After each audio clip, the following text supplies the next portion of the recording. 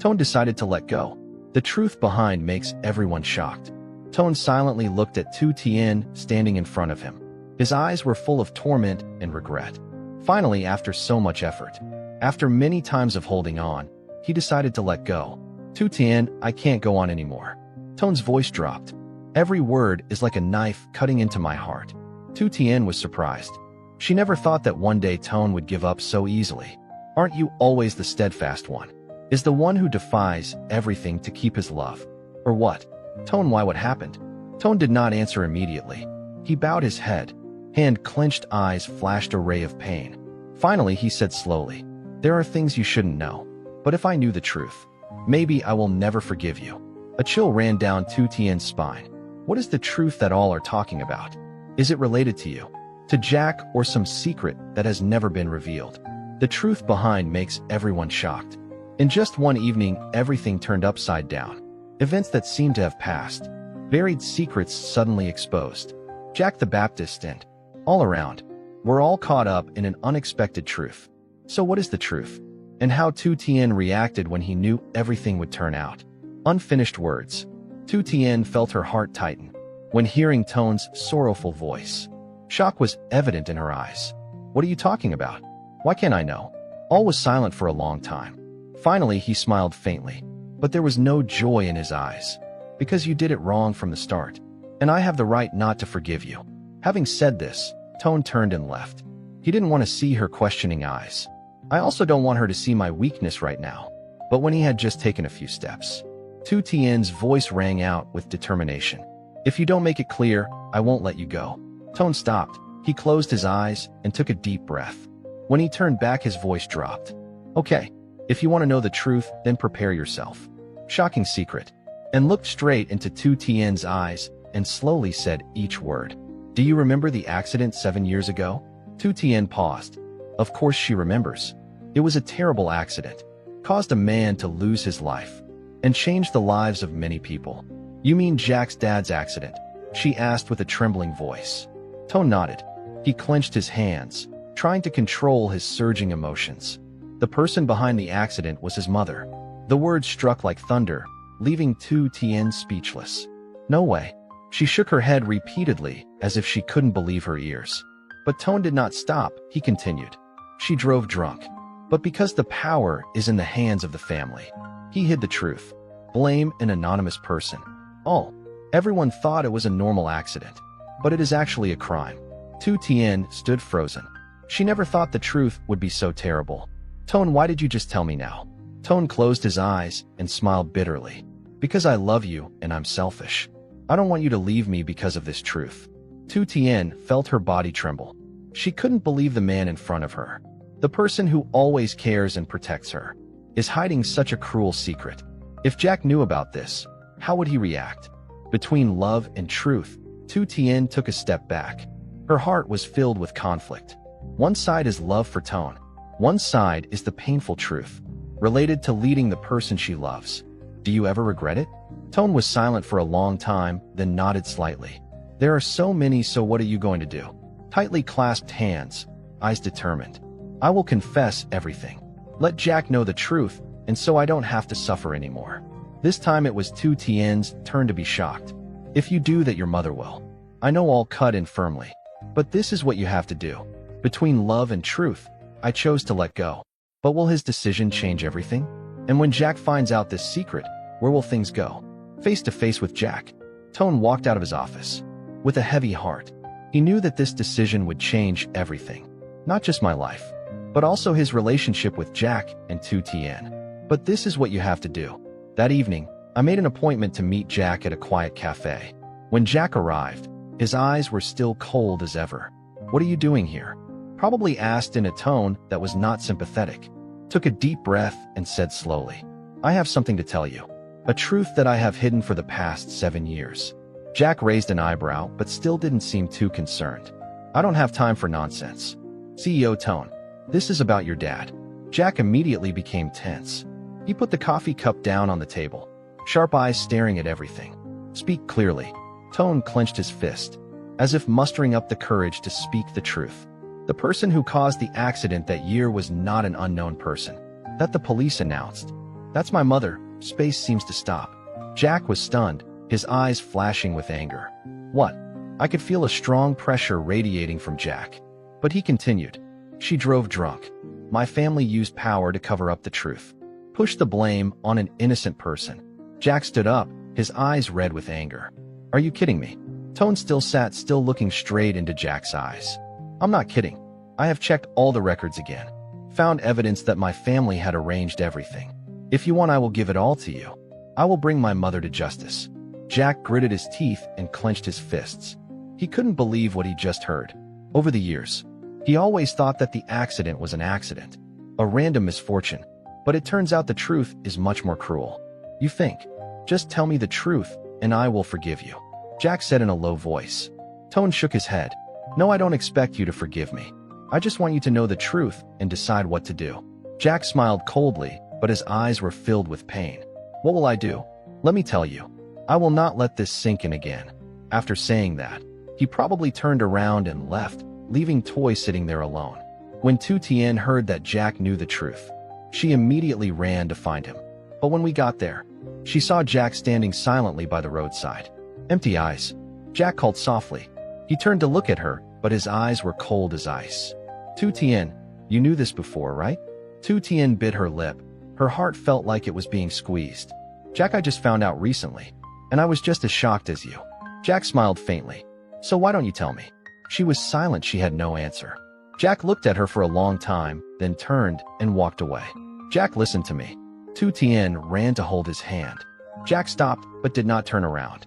His voice was low but full of pain. Whose side are you on, Tu Tien? The question left her speechless. Toan has decided to let go. Tay is probably drowning in hatred. What should I do? Continued. The decision of the immortal. Tu Tien held Jack's hand tightly, but he gently removed it. His eyes full of hurt. Jack, I'm not on anyone's side. I just want you to calm down. Jack smirked, but his eyes contained deep pain. Calm down after knowing this truth. What do you want me to do? Forgive me. Tu Tien shook her head, her voice trembling. No, I just want you to think carefully. If you want to sue her, I won't stop you. But I don't want you to be swallowed by hatred. Jack was silent. He was not one to be swayed. But when faced with Tu Tien's sincere eyes, I feel my heart waver. I need time, Jack said, then turned and left. Tu Tien looked at his back, her heart filled with worry. She knew Jack wouldn't let this go. But if you get caught up in the cycle of revenge, is he still the Jack she loves? 2 days later, Jack appeared at Toan's office. He threw a file on the table. Tu Tien, here is all the evidence of the accident. I will bring it to court. Toan lifted the file up, looked it over, and nodded. I predicted this. Jack frowned. Aren't you going to stop me? Toan put the documents on the table with a calm look. I told you I don't expect your forgiveness. I just want the truth to come out. If my mother makes a mistake, she must take responsibility. Jack clenched his fists. Unexpected. Toan accepted this so easily. You really think to let your mother go to court will help you make up for your mistakes? Toan looked at Jack, his voice lowered. No, but it's the only thing I can do. Jack smiled faintly. Then you prepare to go. I will not stop you. Toan said nothing, just silently watched Jack's back. He knew this battle was inevitable. Tu Tien found Toan right after Jack left. Are you really going to let Jack sue your mother? Toan looked at her with a bit of tired eyes. The law needs to be fair. Tu Tien. She bit her lip, her hands clenched into fists. But do you think about the consequences? It will not stop. He can destroy his whole family. Toan closed his eyes and slowly said, if that's what he wants, I'll accept it. Tu Tien shook her head, tears falling down. I don't want this to happen. Toan looked at her deeply and then smiled sadly. Tu Tien, are you worried about Jack or about me? She bit her lip and did not answer. Toan stepped closer to her, his voice lowered. If you really want to stop this, there is only one way. Tu Tien looked up at him. How? And looked deep into her eyes and said slowly, stay with me. Tu Tien was stunned. Her heart stopped beating. He continued, if you choose me, I will have a reason to protect my mother. I will have reason to stop. Tu Tien took a step back. She couldn't believe that he would set such a condition. Are you forcing me? Toan smiled lightly, but his smile was full of bitterness. Or not. I'm just giving you a choice. The decision is yours. Tu Tien stood there, her heart in turmoil. If she was with Toan, can she stop Jack and save Toan's family? But if she did, she would lose Jack forever. everything you think you know about. Death is a lie, you've heard the theories. Heaven, reincarnation, nothingness, but if you've ever felt like none of them tell the whole story, you're right, because over 1,000 years ago, a manuscript was hidden from the world. It's called the Bardo Thal. The West calls it the Tibetan Book of the Dead. This is a step-by-step survival guide for the afterlife, and if what it says is true, then the moment you die is not the end. And here's the part no one's told you: you've already failed it thousands of times. You've died before. You just don't remember, and if nothing changes, if you don't wake up right now, you'll do it again. So what exactly does this book say happens after death? According to the Bardo Thodol, the moment your heart stops, you're not gone. You're in something called the Chai Bardo, the first phase after death. It's instant. It's silent, but it's not empty. In this moment, you're shown the clear light, a flash of pure awareness. And if you can recognize that light as your true nature, you're free. No more rebirth, no more cycle, liberation right there, but almost no one sees it. Why? Because the mind isn't ready. It's still clinging, still confused. Most people miss it and move to the next stage. That's where things get complicated. What follows is a 7-day journey through different states of consciousness, each more disorienting, symbolic, and deceptive than the last. Visions appear, emotions intensify. You'll see peaceful deities, wrathful ones. You might think it's heaven or hell, but it's all a projection of your own mind. And if you don't know that, if you believe what you're seeing is real, you're pulled right back into another life, another round, another forgetful death. But here's the twist: this isn't just about what happens after you die, it's about what's happening right now, because every moment you miss that awareness, you're still in the Bardo, and the more you understand it now, the more prepared you are, not just to face death, but to actually escape the loop you missed. The first moment, that instant after death, where the light of pure awareness appears past you, hesitated, clung to your identity, and that hesitation closed the first door. Now the second stage begins. This is where the mind takes over. No longer grounded in a body, your consciousness starts doing what it's always done. It creates, but instead of recreating the physical world, it generates something else, something more symbolic. It builds experiences out of your emotions, beliefs, attachments, and fears. And because there's no body or external reality to anchor you, these mental projections feel real. This stage is called the Choni Bardo, the Bardo of visions, and this is where most people get lost. You'll start to see visions, some peaceful, some terrifying, but they're not random. They're personalized. They reflect your own mind.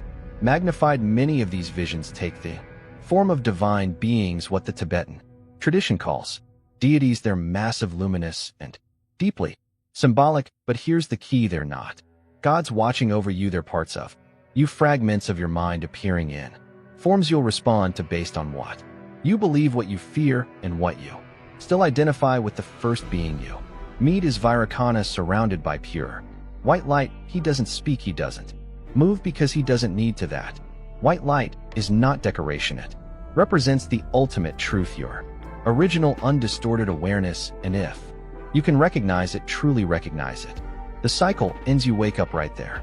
But most people don't. They flinch, because standing in that light strips away everything false. It shows you what you are without your story, your name, your ego. And if you're not ready to let all that go, the mind pulls you towards something else. That's when a second light appears. It's dimmer, warmer, more familiar. It gives you a sense of identity. It feels safer. That's the light of rebirth. And here's the critical part: this moment is a test, but it doesn't feel like one. It feels like a choice, a small emotional reaction, a preference.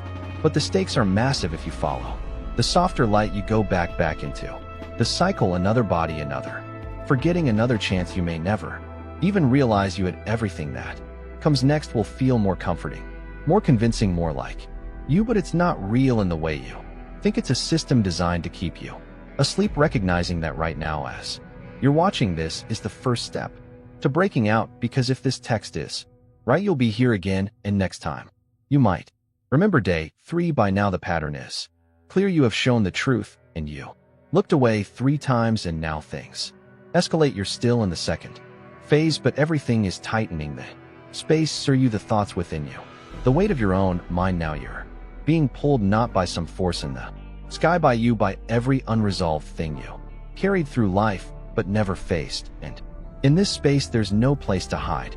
From it, here's the part no one tells you. This stage isn't about death, it's about honesty. It's the part of the journey where you're forced to see what's actually been driving you your entire life, beneath the personality, beneath the performance. And here's what it looks like. You're confronted by a presence not beautiful, not terrifying, just still, and in that stillness it reflects everything.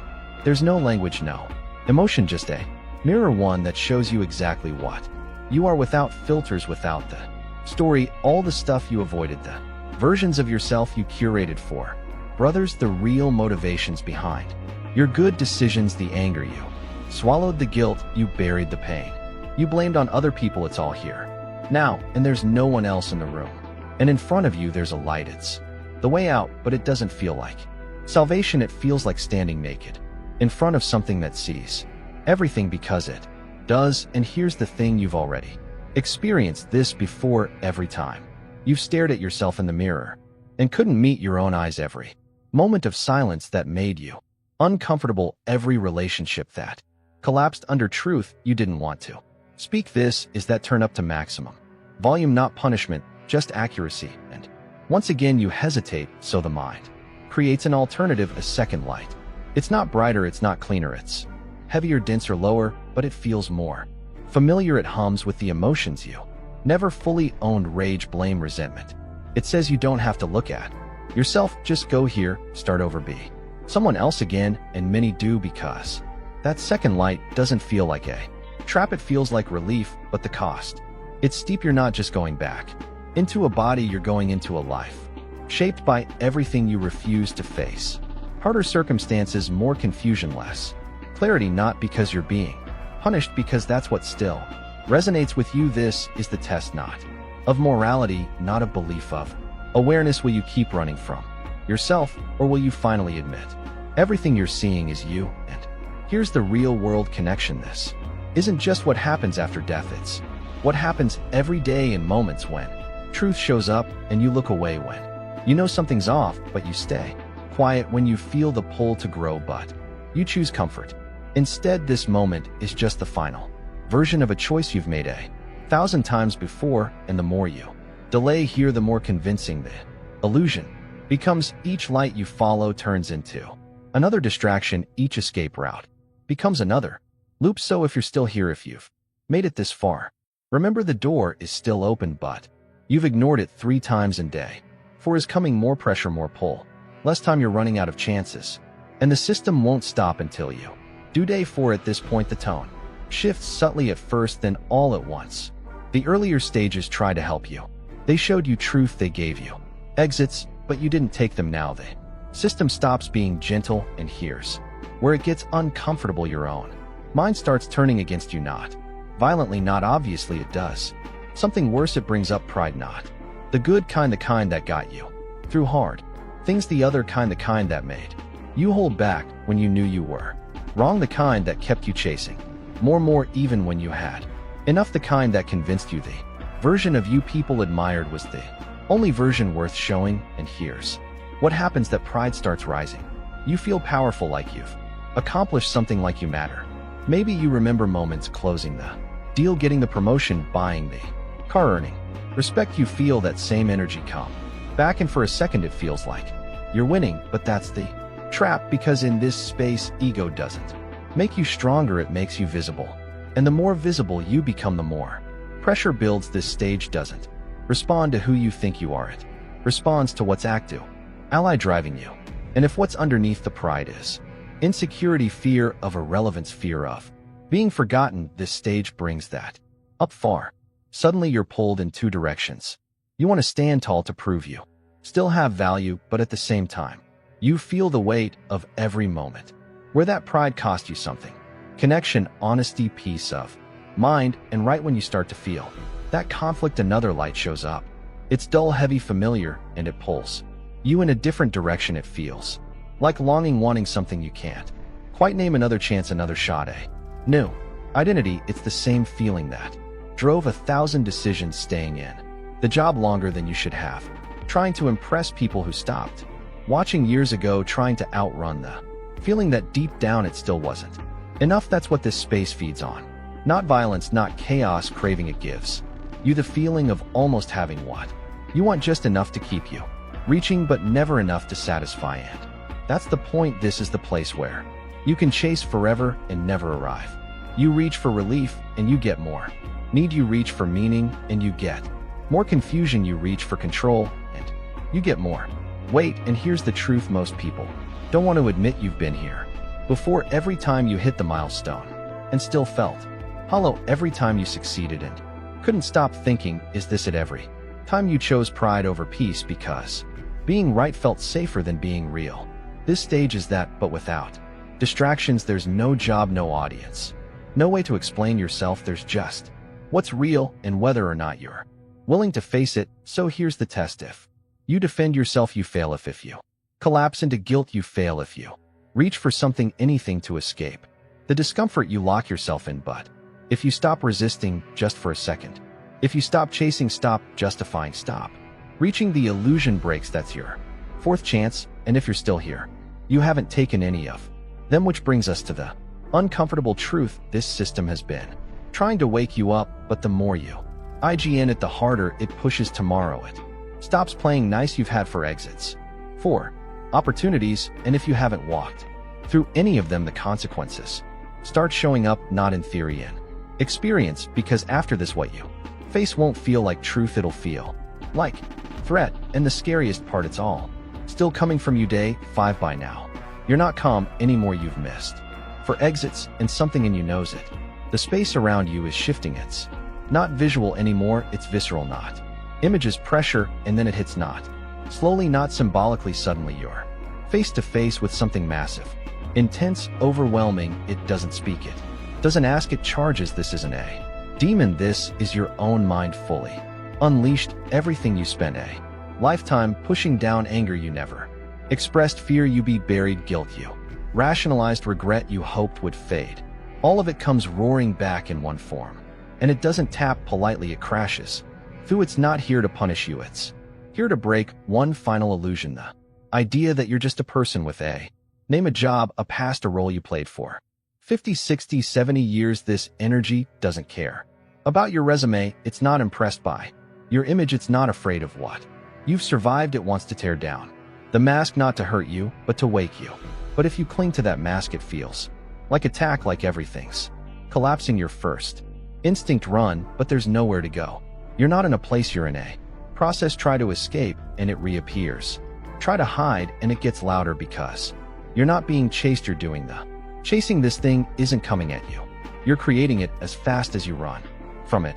And just when you think it can't get worse, it flips. The energy collapses, not into peace, into nothing. Suddenly there's no fire, no noise, just a void, a total lack of anything familiar. No form, no feedback, no role to play. It's not pain, it's not relief, it's just absence.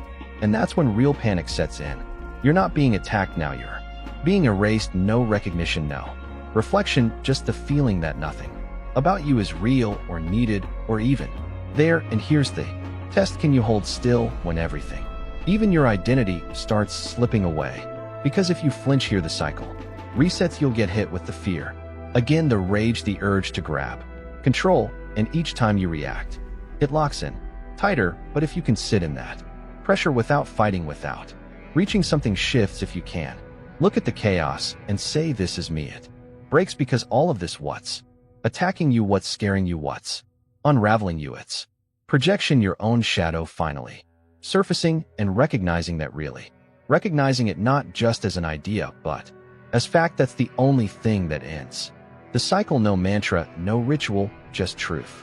But most people don't make it through this gate, not because they're weak, because they believe it's real. They see the chaos and think it's external. They forget it's theirs. They flinch, and in that flinch they fall. What comes next depends on what you just did. If you recognize the projection, you may have just passed the hardest test in the entire bardo. If you didn't, day 6 won't feel human, and it won't pretend to. Day 6 today feels different. The chaos from before softens, not because you've passed the test, because the test has evolved. You've already seen the loud side of your mind, the part that lashes out, breaks down, loses control. But that's not what shows up today. Now the projection gets smarter, more Calculated. What you face here isn't rage. It's complexity, this time the energy isn't charging at you, it's watching. You're not being attacked, you're being mirrored. What appears now isn't one force but two balanced opposites. Strength and stillness, power and awareness, masculine and feminine, not romantic, not sexual, symbolic, and it hits you. This is the part of your mind that wants to integrate, not dominate, not destroy, unify. But here's the problem. Most people don't know how to handle that. We're wired to split the world. Right and wrong, good and evil, control or surrender. You've spent decades navigating life through these categories. At work, in relationships, in your own self-perception, and now the system is asking you to drop all of it. This is the real challenge today. Your instinct to label everything you'll want. To say this part is bad, that part is good, this part is spiritual, that part is ego, this one is me, that one isn't. But the second you label something as not me, it becomes a threat, and in this space, threats don't go away, they harden, they loop, they become more real. You might start trying to make sense of the experience, break it down, reduce it to some metaphor or symbol. That's the rational mind kicking in, trying to take back control. But this isn't something to explain, it's something to see through. Here's where a lot of people fall into the trap. They think the calm feeling that shows up next is relief, like they've passed something, but it's not a reward. It's just another exit sign back into illusion, a softer loop, because if you move toward comfort without awareness, the cycle continues. So here's the actual decision. Don't react, don't retreat, don't rationalize, just recognize everything happening here. This tension, this duality, this internal conflict, it's not outside of you, it's your own mind trying to come back into alignment. And the only way through isn't force, it's clarity. You stop labeling, you stop managing, you stop dividing yourself into categories that no longer serve you. And in that moment of recognition where you allow everything to exist without judgment, the vision dissolves. That's the way out.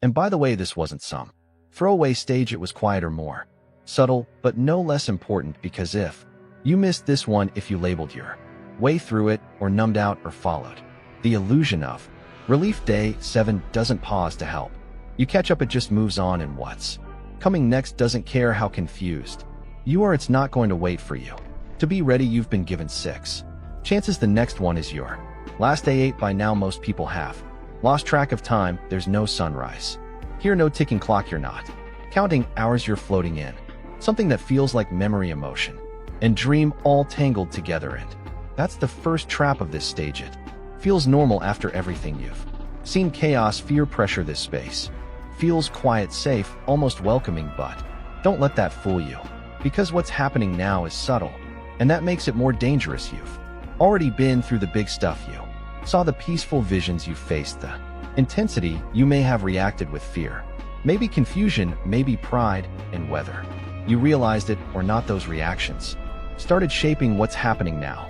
Because this space doesn't punish you, it reflects you. And today the REFL action gets personal. The cosmic symbol fade, the giant figures and flashing lights are gone. Instead, you start seeing familiar things, places you remember, faces you loved. You might hear your name being called in a voice you trust, maybe a parent, a friend, a partner. It feels like home, but it's not. None of it's real in the way you think. What you're seeing is your own mind playing back the things it's still attached to. And here's why that matters. Everything you hold on to now, every memory, every emotion, every unresolved moment starts pulling you toward a new life, not through decision, but through vibration. You don't get to choose the next life. Like picking from a menu, you get pulled into the next experience by what still has a grip on you. Longing, regret, guilt, desire, even love, if it's rooted in attachment, can start to magnetize you into form. And the longer you follow these familiar images, the stronger that pull gets. Most people don't realize what's happening. They think they're being guided, they think they're going home. They don't see that they're walking back into the cycle with their eyes half closed. This is how the next life starts. Right here, not with a dramatic decision, but with a quiet return to the familiar. And once the momentum picks up, you're not drifting anymore, you're being moved. In ancient traditions, this is the moment where karmic gravity kicks in. Your consciousness aligns with what it never let go of. You're not reacting anymore. You're resonating, and if you don't catch it here, if you don't recognize even These comforting images as illusions you miss your last real chance to break the cycle, but here's the opportunity. You don't have to fight it, you don't have to reject it, you just have to stay aware, see what's happening without reaching for it, let it pass through you without attaching meaning to it. This isn't about intensity anymore, it's about clarity. Can you stay conscious, truly conscious, while everything inside you is trying to bring you back into the dream? Or do you mistake the dream for home? That's the test on day 8, and here's the hard truth. Day 9 isn't louder, it's not darker, but it is more dangerous, because now your awareness has started to fade, and what happens next won't look like a test at all. It will look like the next chapter, the next identity, the next you. And if you're not careful, you'll step into it like you always have, without realizing it's a loop. Day 9 at this stage, the illusions don't announce themselves, they don't challenge you, they comfort you. You start hearing things that once meant everything. Your mother's voice calling your name the way only she could. Your first L's laughter echoing in a way that stops you cold. The feeling of walking through the house you grew up in when everything still felt whole. The smell of your father's jacket, the music you played on repeat at 17, back when the future felt wide open. It doesn't feel like a trick, it feels like going home, and that's why it works, because here on day 9 you're not just drifting through memory, you're responding to it emotionally, instinctively. And in this space, emotion is choice. You're not making decisions with thought anymore, you're moving through vibration. Longing pulls, grief pulls harder, love, even love, if it's rooted in attachment, becomes a magnet. And the more you lean in without realizing it, you're shaping what comes next. You're not being punished, you're being pulled by what you couldn't let go of. This is the quiet beginning of the next life. You're not reborn because you failed, you're reborn because part of you still wants to finish something, say something, feel something. And this is how it happens. That flash of memory, that voice, that feeling of belonging, it feels sacred, but if you reach for it, you set the direction, not consciously, not with a plan, but with emotion that hasn't been released. And once that pull locks in, you're no longer floating, you're on your way. The system isn't forcing you back, you're bringing yourself, and that's what almost no one sees, because this moment doesn't feel dangerous, it feels gentle, familiar, like grace. But it's not grace, it's gravity. The Tibetan teachings say this is where the soul stops reacting and starts aligning. You're not choosing a new life, you're defaulting into one, and it's all based on the emotion you're still carrying. So ask yourself, is there something you never said to her, something you still regret with your dad, a version of yourself you still wish you could become, because those threads are shaping your return right now. And here's the part that matters most. You can still stop it, even now, even this far. And if some part of you sees the pattern, if you recognize these images for what they are, you can break the pull, not by running, not by rejecting it, just by staying fully aware. This isn't about denial, it's about recognition that what you're seeing is not the past, it's you trying to feel whole again. But if you believe it's real, if you follow it blindly, you're already on the way back into form, back into forgetting, back into the cycle. This is the moment when forgetting becomes momentum, and momentum becomes your next life. The doorway is almost gone, the story's almost written, and what happens next depends on whether or not you can let go of what you thought was home. Day 10 by now something's shifted, you're not just floating anymore, you're moving. You don't know where, you don't remember choosing it, but there's a pull, a direction. And here's the part most people miss, you did choose, just not with your head. You've been reacting this whole time to fear, to beauty, to longing, to guilt, and every reaction shaped the path you're on now. This is where your next life begins to take form, not as an idea, as momentum. And it's not dramatic, it's subtle. You might start to feel warmth, like being wrapped in a blanket, or pressure, tightness, like being squeezed into something smaller. You might hear a voice, your dad's voice, calling your name, like he did when you were a kid and stayed out too late, or your daughter's laugh, the one that used to make everything else stop. It doesn't feel threatening, it feels right. It feels like you're going home, but you're not, you're going back. This isn't liberation, this is reincarnation disguised as comfort. The Tibetan teachings say this is the moment where the soul stops seeing and starts defaulting. The energy you've been carrying, the stuff you never dealt with, starts to solidify. Maybe it's that argument you never resolved, the apology you never gave, the way you looked at your life at 48 and thought, this isn't who I thought I'd be maybe it's the feeling of failure you buried under achievement or the anger you swallowed instead of saying what needed to be said or the secret thought you had when your parent passed I wasn't there. Enough all of that, that's what's shaping what happens next. This isn't karma in some cosmic punishment sense. It's emotional gravity. What you couldn't let go of is now pulling you into form. You're not choosing a new life like picking a job, you're being drawn into the one that matches your state of mind. It might feel like falling asleep in a familiar place or like walking through a doorway without noticing you've crossed a line. Some people describe it as a tunnel, others describe it as warmth, like slipping into a body, and by the time they realize it's happening, it's already too late because this stage doesn't scream, it doesn't challenge you.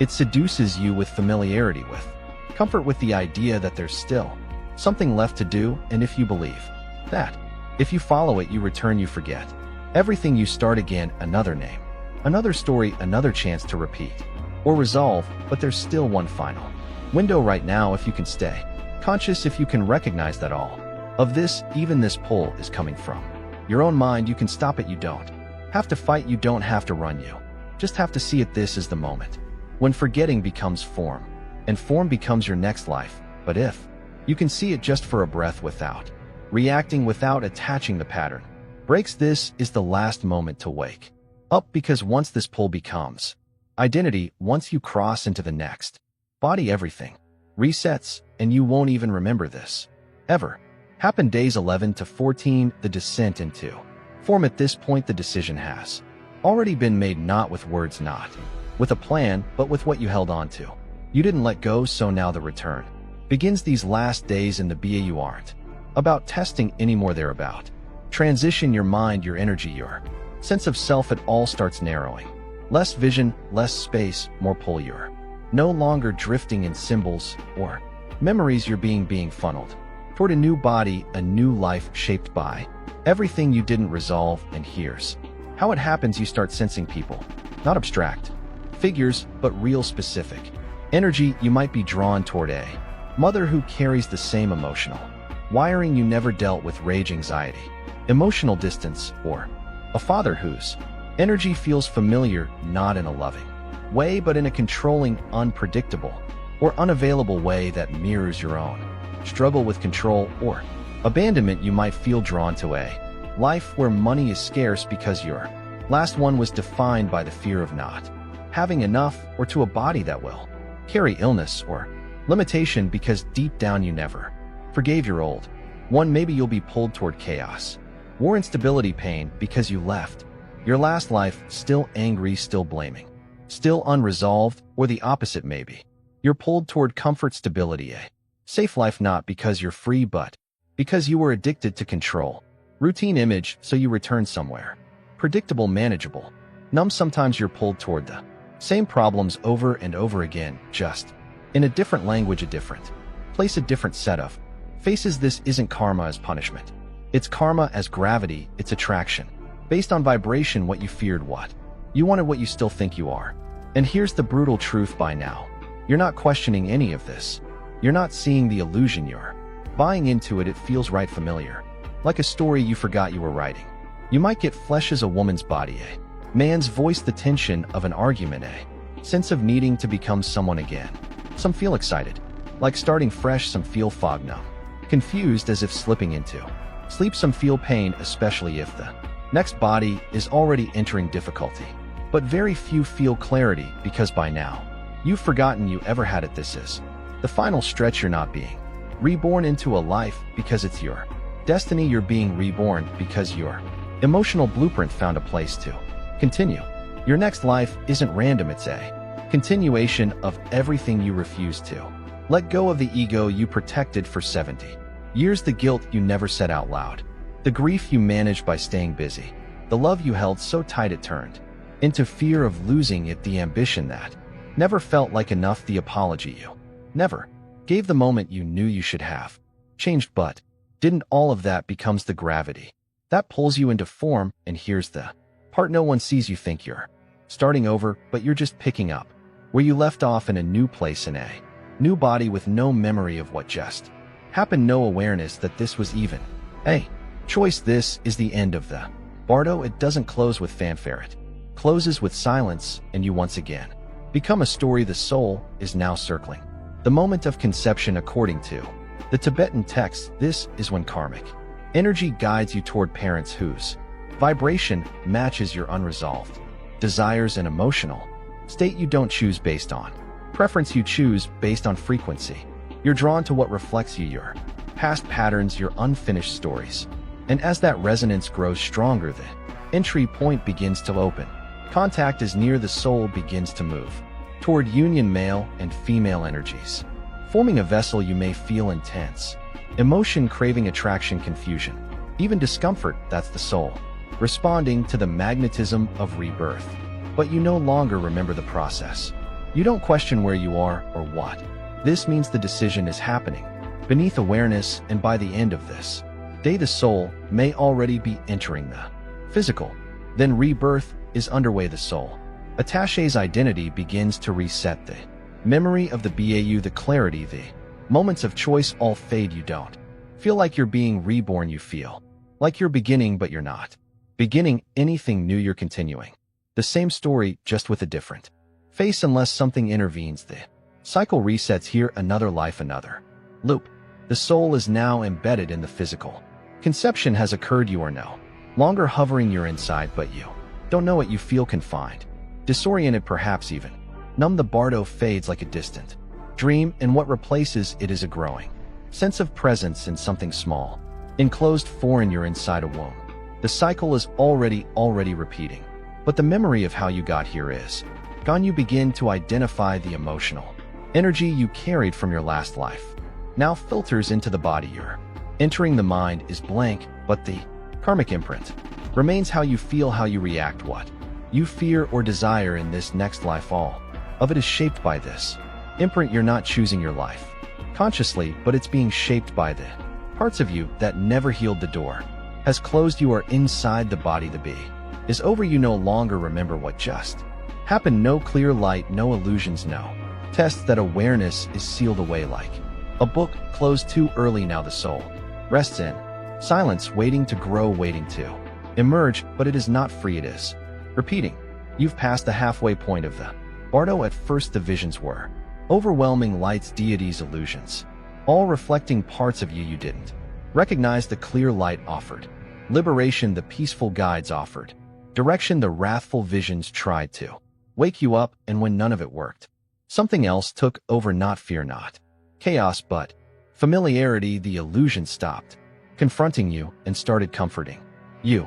That's when the real pull began. You were no longer reacting. You were following. You didn't realize it, but your thoughts, your emotions, your unspoken attachments were shaping your path forward. And by the time you felt yourself moving again, it wasn't upward. It was inward, toward form, toward identity, toward another life. And now you're inside it. The BAU isn't behind you. It's sealed off. You've entered a body. You don't remember doing it. You don't remember anything that came before. The light, the test, the choice, all of it is fading into a silence you can't reach anymore. Your consciousness shrinks not into darkness, but into limitation. This new life is beginning the same way your last one did, quietly, innocently. You'll soon open your eyes, take your first breath, and think it's the first time, but it isn't. This is the cycle, the same patterns, the same desires, the same karmic echoes waiting for you the moment you're born. And unless something interrupts it, you will live this life the same way you lived the last, unaware of what's underneath it all. The ancient masters weren't trying to scare us. They were trying to prepare us, because death is not the test. This is right now in this life, the way you live, the way you think, the attachments you carry, the fears you avoid, the truths you silence. These are the things that shape what happens after your last breath. Not judgment, not fate, but your own mind. The be doesn't begin when you die. It begins the moment you forget who you really are. And most people are already deep inside it right now. The real question isn't what happens after death. It's have you already forgotten? Because if the cycle is this quiet, you won't even know you're repeating it. But if you're hearing this, if you've made it this far, then some part of you is already waking up, and that changes everything. If you found this eye-opening and want to go even deeper, there's much more waiting for you. Watch the next video in the playlist and discover just How deep the cycle really goes. Drop a stay aware in the comments if you're ready to break free from the illusions. And don't forget to subscribe to the free newsletter below, where we share teachings and truths you won't find anywhere else, because some knowledge is too powerful for the mainstream. Thank you for your time till the next one.